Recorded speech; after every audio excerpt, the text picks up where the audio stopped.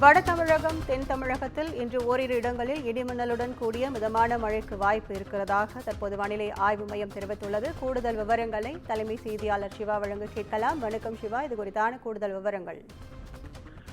தமிழகத்துல அடுத்த 7 நாட்களுக்கான வானிலை முன்னறிவிப்பு தொடர்பான ஒரு எச்சரிக்கையை சென்னை வானிலை ஆய்வு மையம் வழங்கியிருக்கிறது. அந்த அடிப்படையில வரக்கூடிய அக்டோபர் 1ஆம் தேதி வரை தமிழகத்தில் பரவலாக மழைக்கான வாய்ப்பு இருப்பதாக வானிலை ஆய்வு மையம் தெரிவித்திருக்கிறது. குறிப்பாக இன்று நாளை என இந்த 2 நாட்களுக்கு தமிழகத்தில் வெப்பநிலை 2 டிகிரி செல்சியஸ் முதல் 4 டிகிரி செல்சியஸ் வரை அதிகரிக்கக்கூடும் என்றும் வானிலை ஆய்வு மையம் தெரிவித்திருக்கிறது.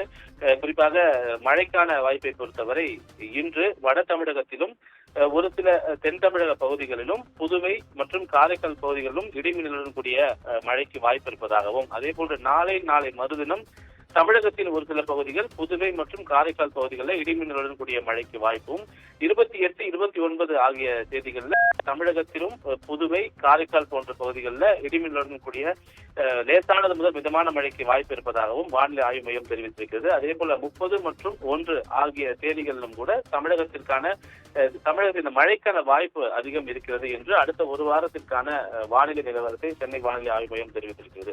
இது மட்டுமல்லாமல் கடந்த சில நாட்களாக வெப்பத்தினுடைய தாக்கம் அதிகரித்திருக்கக்கூடிய ஒரு நிலையில இன்று நாளை என 2 நாட்களும் வெயிலினுடைய தாக்கம் 2 டிகிரி செல்சியஸ் முதல் 4 டிகிரி செல்சியஸ் வரை அதிகரிக்கக்கூடும் என்றும் வானிலை ஆய்வு மையம் அதற்கான எச்சரிக்கையை தற்போது தெரிவித்திருக்கிறது.